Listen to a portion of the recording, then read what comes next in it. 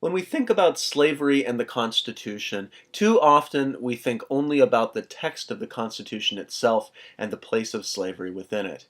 This is, of course, an important starting point for thinking about slavery and the Constitution, but it is an incomplete picture, and it does not adequately convey what slavery's relationship to the Constitution was. And this is for two reasons. The first is that it ignores the history of slavery and of abolition in the Revolutionary and antebellum eras. The second reason is that there were extra constitutional sources for slavery and the law, and I'm going to deal with these today because to understand slavery and the Constitution, we have to understand certain legal and constitutional concepts that aren't necessarily directly in the constitutional text itself. And of course, I'm going to be talking about concepts. It'll be a very concept-heavy lecture today, but I've put this into a timeline because I want you to think about it historically. The arguments that we see developing in the 1820s, 30s, and 40s are in some ways novel, but they draw upon the exact same materials that we see in the 1780s and the 1790s. In fact, they make good use of those materials. So I want you to think about all of the constitutional and legal sources for these arguments as we move forward. Now, the abolitionism, of course, has a history as well, and we have to remember that abolitionism is entirely new in the 1760s. And here I would refer you back to the lecture on Somerset, where I talk a little bit about Granville Sharp and about the development of an anti-slavery movement, which occurs and it kind of springs up out of the ground, if you will, in London. At the same time, of course, Anthony Benezet in Philadelphia is developing his own ideas about anti-slavery in the 1760s. And so these two like-minded people actually develop a correspondence in the 1770s. Granville Sharp, of course, has his very famous moment when he secures the freedom of James Somerset through the use of very, very strong lawyers. And of course, in 1775, the first society dedicated to the gradual emancipation of slavery develops in Pennsylvania in 1775. Now, it would not last. 1775 is not an auspicious year to begin a society, of course, but it was the beginning of a wave of abolitionist organization that occurs both in England and in the United States. And abolition societies would develop. By 1800, they were in full contact with one another. There was a national society as well. And as we will see, there is a burgeoning of anti-slavery societies and efforts, which will constitute what we call the first wave of abolitionism. And first wave abolitionism is characterized by the methods of petition.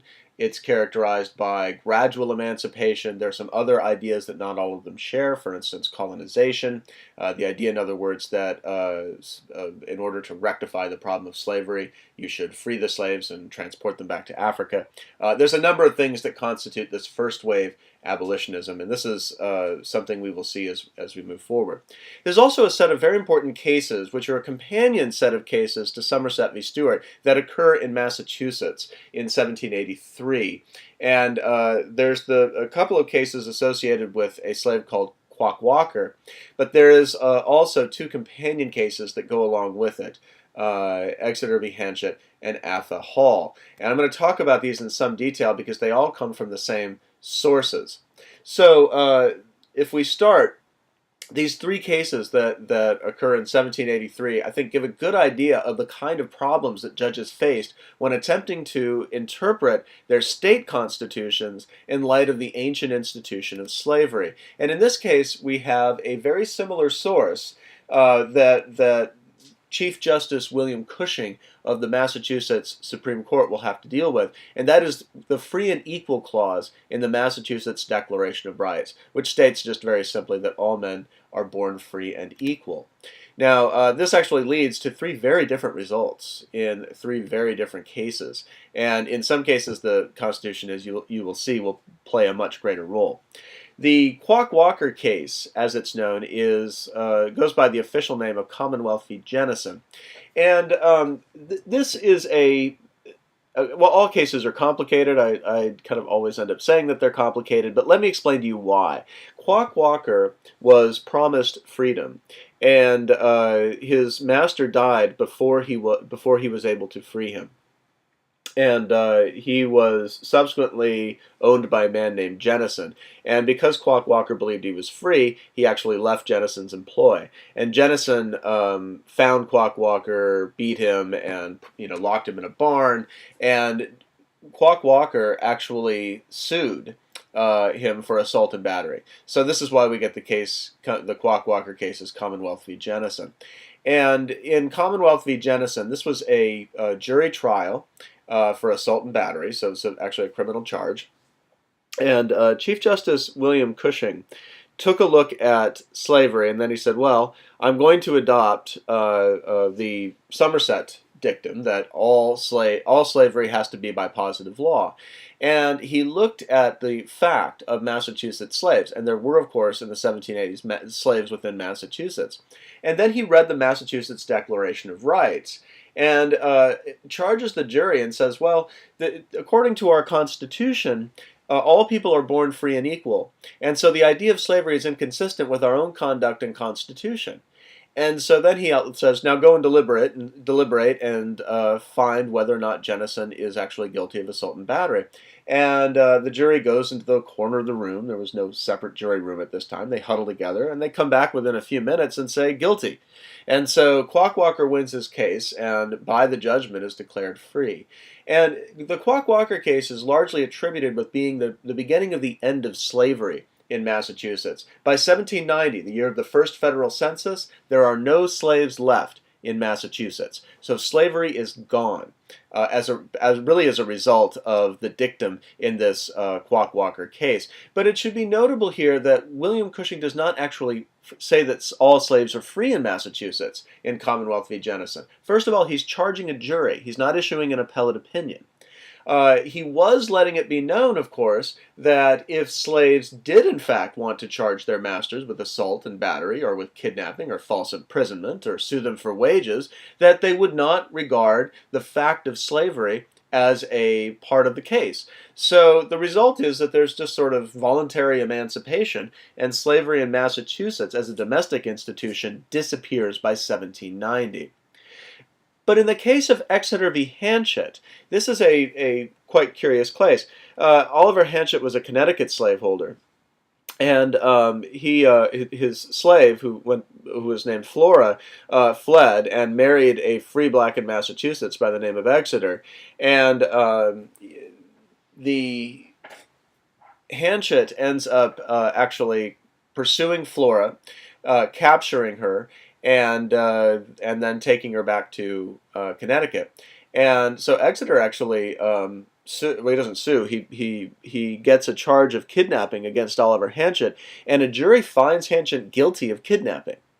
Now this is a very dramatic moment, because now not only do you have the Quock Walker case declaring that slavery doesn't exist in Massachusetts, but now potentially you have a jury saying, oh, and by the way, you can't come here and get your slaves either. So this is a kidnapping case, and I beg to remind you here that what we're looking at is the question of recaption.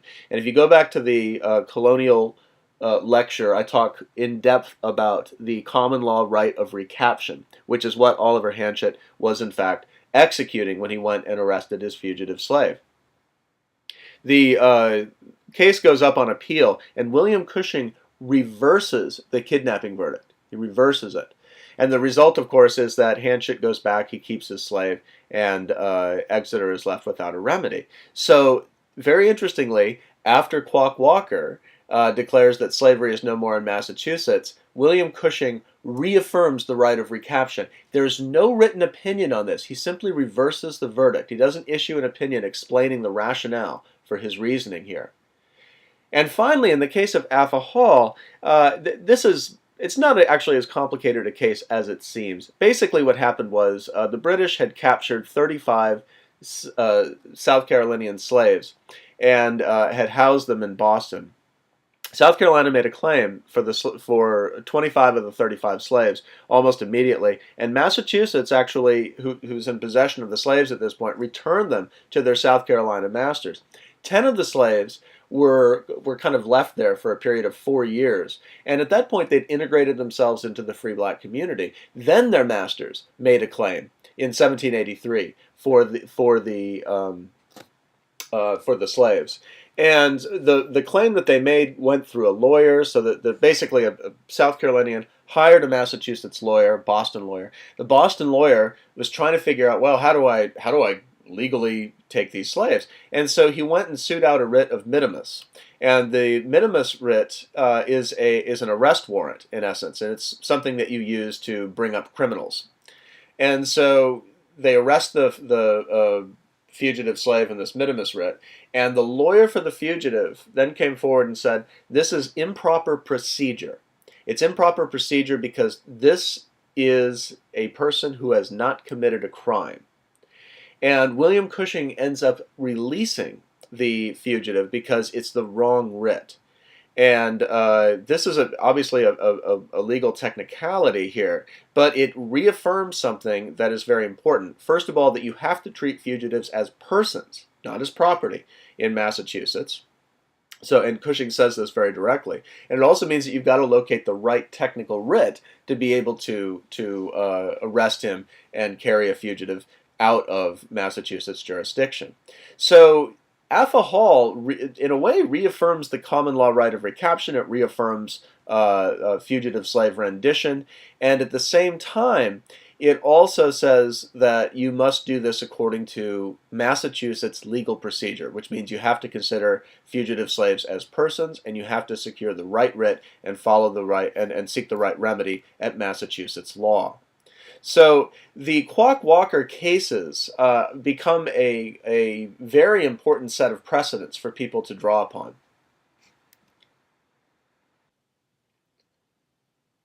The relationship between the Constitution and slavery was not informed solely by the provisions of the Constitution that deal specifically with slavery, although that obviously has a role too. We also have to think about legal structure and how legal structure actually constrains slavery.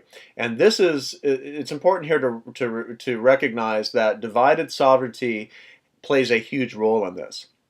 And of course, we've been through this before. James Wilson described this best. He described how the people, as the sovereign, had delegated different powers to the different branches of government.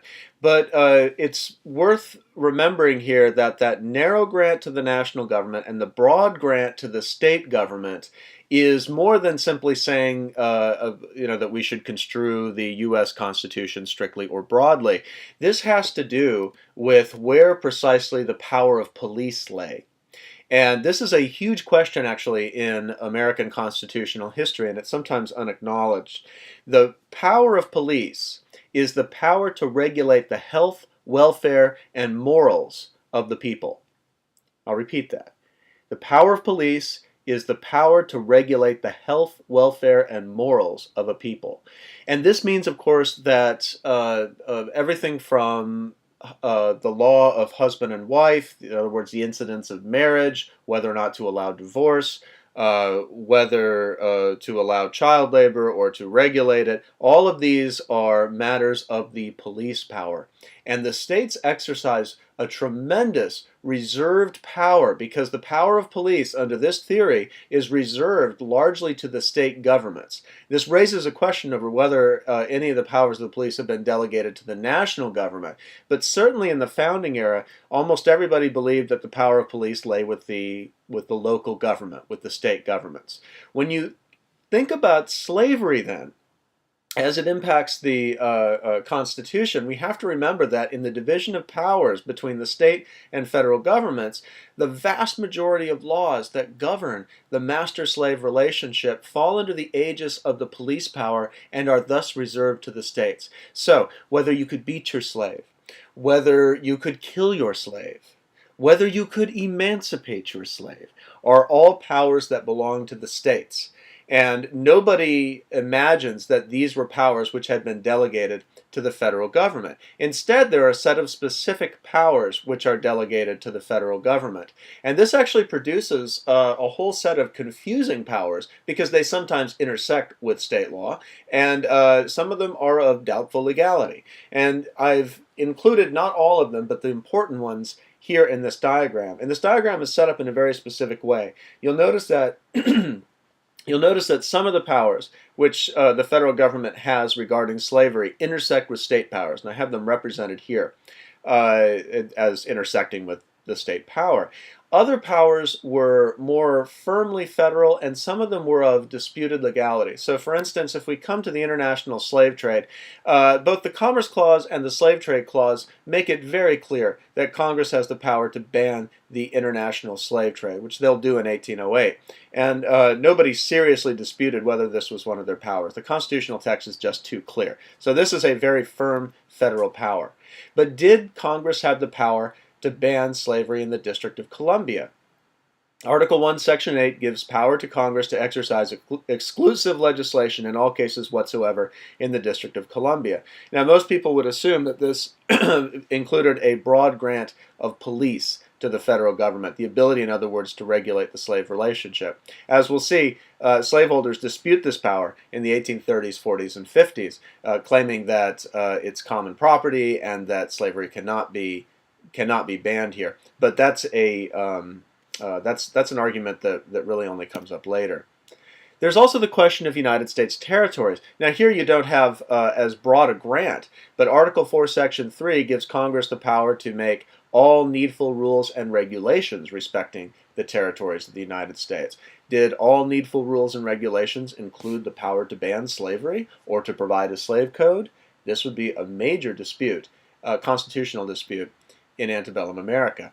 Then there's the problem of fugitive slaves. The Fugitive Slave Clause, Article 4, Section 2, makes it a duty to return fugitive slaves when they cross state lines. But the clause is written vaguely enough that we're not certain if the founders intended that to be a duty incumbent upon states or incumbent upon the federal government, or whether it was simply a private right that could be enforced by either. So whether this is a concurrent power or whether it is a state or federal power is kind of an open question.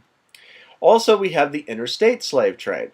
And the interstate slave trade is governed potentially by two different clauses. One is the Commerce Clause, Article 1, Section 8, and the other is the Slave Trade Clause, which makes reference to the migration or importation of slaves. And while importation was always interpreted to mean the international slave trade, why did they throw migration in there? It's a very common rule of statutory construction that you always give effect to all words. You do never assume redundancy. And if that is the case, then migration does not refer to the same thing as importation. And as such, you would have to give it effect. And migration, the I think obvious meaning would be that it referred to the interstate slave trade.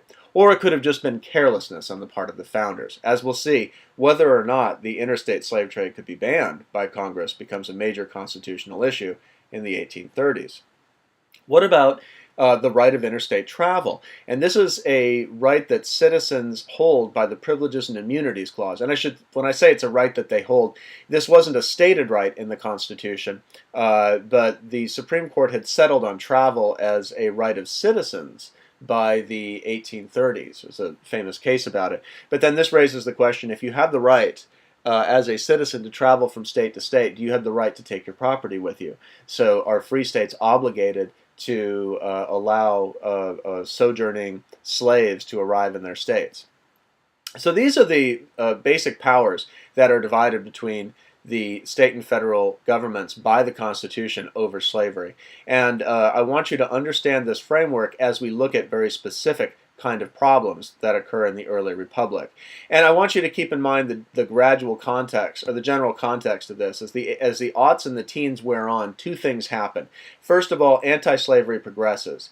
As you can tell by this map, by 1804, gradual and immediate emancipation had been effected in every state north of the Mason-Dixon line and in all territory north of the Ohio River, which is now solidly creating a block of free states versus the slave states in the South. And anti-slavery activity is quickening. Interestingly, it quickens both in the North and the South. The American Colonization Society, which is the major abolition society of the day, is active in the South as well. It has very prominent Southern members during this time. At the same time, after the international slave trade is banned in 1808, the interstate slave trade really picks up, as does the institution of slavery itself to harvest staple crops. And between 1808 and 1860, more than 1 million men, women, and children would be transported across the Appalachian Mountains to work in the sugar fields and the cotton fields of the American Southwest. The first serious constitutional crisis over slavery occurs in the period of time between 1819 and 1821. And this is a question about what's going to happen with that Louisiana Territory. Everybody remembers, of course, the Louisiana Territory, which was purchased in 1803, and I tried to make it clear last week in that lecture that the issues that would come over the purchase of territory was much bigger than the constitutional issue of whether Congress could actually purchase territory. In this case, the crisis is precipitated in 1819 when Missouri first applies for statehood, and Representative Talmadge from New York adds an amendment to the Missouri statehood bill that requires Missouri to adopt emancipation. This is known as the Restrictionist Amendment or the Talmadge Amendment. So, in essence, Talmadge was saying, we'll admit you, or the amendment was saying, we'll admit you, Missouri, as a state, but you must promise to admit no more slaves and to free all the slaves within your borders.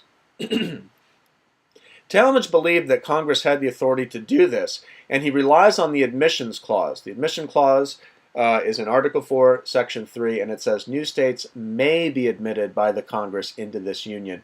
And what Talmadge does here is he reads the may in this to be not a command. It doesn't say new states shall be admitted by the Congress into this union. It says they may be admitted by the Congress into this union, which implies that Congress has discretionary authority to admit a state. So they have the discretion then to tell Missouri, we'll admit you under these conditions. Now, against the supporters of this restrictionist clause, really Southerners put forward two very important arguments. The first is over equality, that all states must be treated equally, and that no conditions can be applied on the new states that enter. And this is I think, a fairly persuasive argument when you think about it. Once you've admitted a state, I don't know how you would hold them to whatever promises you had extracted out of them before. The second argument governs the territories themselves. And here the Fifth Amendment is suddenly invoked, that no person shall be deprived of life, liberty, or property without due process of law. And the concern here is that the Talmadge Amendment is actually depriving people of their property, forcing the state of Missouri to adopt a scheme of gradual emancipation that potentially will not compensate owners. And so here Congress is now suddenly depriving slaveholders of their property without due process of law. These arguments, of course, were voiced in Congress, but I don't want to give you the idea that that's only where they were voiced. First of all, reports of the debates in Congress made it out everywhere, and what was remarkable was the outpouring of support in northern cities, which includes, by the way, the southern city of Baltimore, for the Restrictionist Amendment. So the Restrictionist Amendment gets support popularly in these popular conventions that are held, and in the press. And in addition, several people speak out about it. John Jay being one of them. John Jay is one of the last of the surviving founding fathers at this point, and of course as an author of Publius and the first Chief Justice, his opinion carried a great deal of weight, and he writes a very public letter supporting the Restrictionist Amendment as a constitutional exercise of power. Likewise, Rufus King, also one of the founding fathers, is leading the fight in Congress for the adoption of the Restrictionist Amendment. Now, the congressional session ends without a bill coming in, and Missouri would apply again for statehood. And this time, instead of doing what was asked of them and passing a restrictionist amendment, the new statehood bill instead prevented the migration of free blacks to the state. So they had their own restrictionist amendment, which they add to their statehood requirement. And this raises another question. Can a state, under the police power and exercising its sovereign authority, prevent a class of undesirable persons from coming into the state. And in this case, of course, the undesirable persons in question are free blacks. And Missouri puts its foot down on this principle of state sovereignty. And the people who react to this, abolitionists and Northerners, invoke the Privileges and Immunities Clause and say, listen, you know, that it's one of the privileges to travel, of citizens to travel from one state to another, and so a state cannot, in fact, restrict this travel. And this precipitates crisis number 2. And between 1820 and 1821, a deal would have to be brokered in Congress to solve the Missouri crisis. The deal which is brokered is fairly remarkable. First of all, Congress accepts the Missouri statehood application with its restrictionist amendment, but also with the understanding that they make very clear that they will not abridge any privileges and immunities of any citizens of the United States, nor would any such abridgment be recognizable. In terms of the actual compromise, most people know the outlines. I'm assuming that you do already.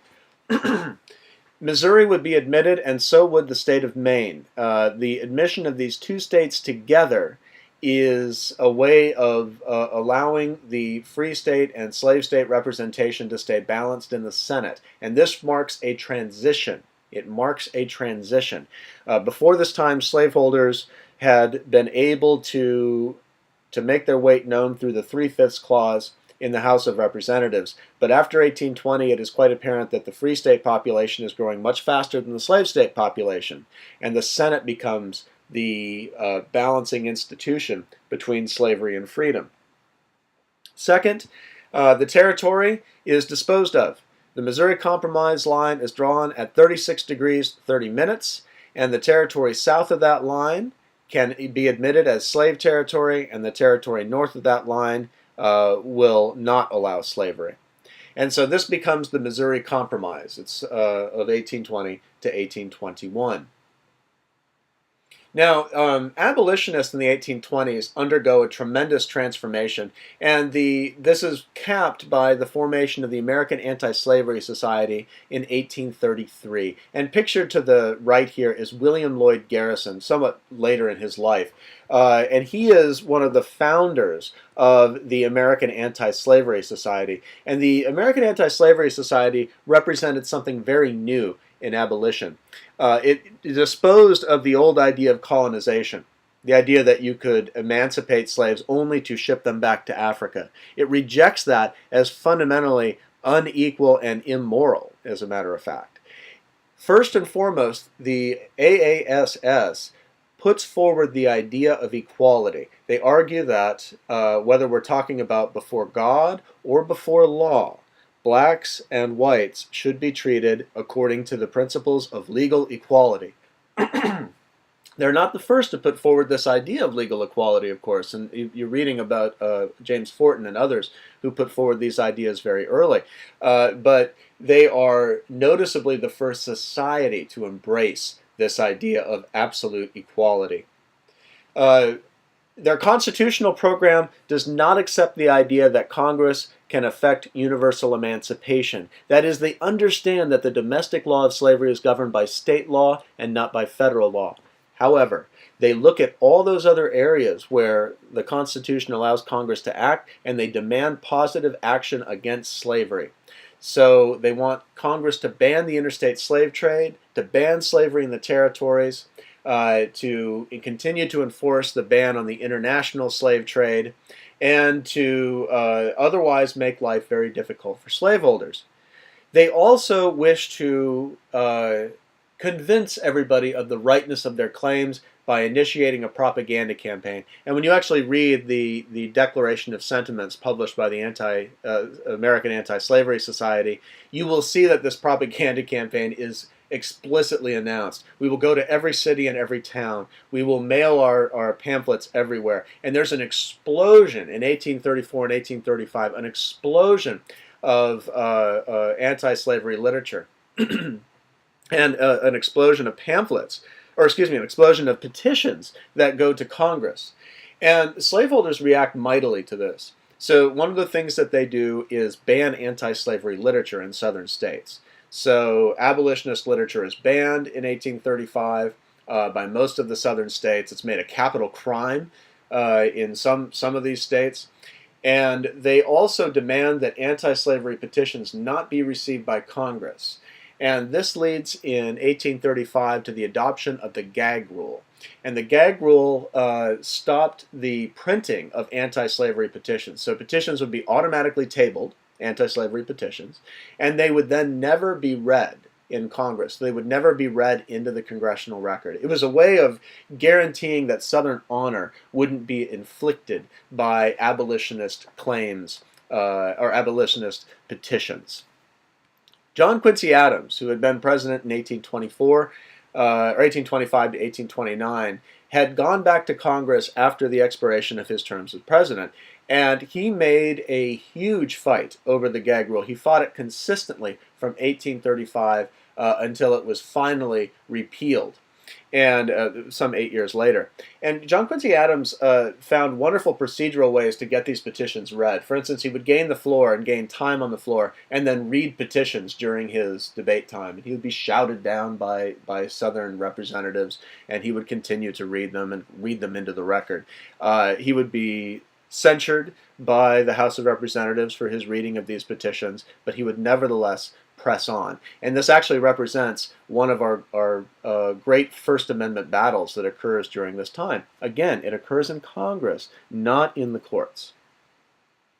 In the courts, though, we do see fairly concerted action there as well, and it doesn't approach the Supreme Court as a bench until the 1840s. And when it does in a fairly dramatic order, beginning with the case of the Amistad in 1841. And the Amistad is a very easy case to decide in a way, but it's a very complicated case, and I won't go into it too much, except to point out that the case involved, I'll give you the bare facts, the case involved a mutiny on board a slave vessel. The slaves who mutinied ultimately found themselves in Connecticut and under the protection of the United States, and there they were tried with murder. And this because their mutiny, of course, they had killed most everybody on board. And the argument boiled down to this: were they legitimately slaves? If they were slaves, then in fact they had committed murder. But if they were not slaves, then they had been kidnapped and they could exercise every right of self-defense. And what the Supreme Court decides in this case is that because the slaves came directly from Africa in contravention to all known international law, because international law at this point prohibited the international slave trade, because they had come in contravention to that, they were in fact free, could exercise self-defense, and could kill the people who had taken them captive. And so they are freed in 1841. And this is over the objections of Southerners who don't want to see this result. But the Supreme Court rules 8-1 on this. It's not a difficult case for them. In a similar kind of easy case in Groves v. Slaughter, the question of the interstate slave trade comes up. Now here's the important thing about Groves v. Slaughter. It really didn't have anything to do with the interstate slave trade. It had to do with the Mississippi Constitution. And we're going to read the case later, so we can look at it when we read it. But when you do, just know that the issue in Groves v. Slaughter was whether or not Mississippi's constitutional ban on the interstate slave trade. Well, it wasn't the interstate slave trade. They banned the introduction of slaves for the purpose of sale into Mississippi. The question was whether that constitutional provision was allowable or whether it conflicted with the Commerce Clause of the Constitution. And the Supreme Court has this kind of ingenious ruling. They say, no, Mississippi can do that, but the constitutional provision required enabling legislation that the Mississippi legislature never passed. So Mississippi never even had a ban on the interstate slave trade. So they kind of judicially make it a nullity. Mississippi is therefore preserved the right of banning the interstate slave trade while not actually having ever banned the interstate slave trade. But then what happens is 3 of the justices write these long statements which are in essence dicta about whether or not Congress can ban the interstate slave trade. And all 3 of the people who write about this, John McLean, Roger B. Taney, and Stephen Baldwin all say that Congress cannot ban the interstate slave trade. But it's dicta, and dicta, of course, has not the force of law.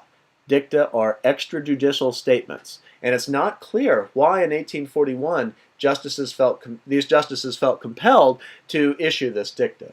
The final case of the 1840s that really impacted slavery is the case of Prigg v. Pennsylvania. And this is another one that you'll read, but it's an enormously complicated case.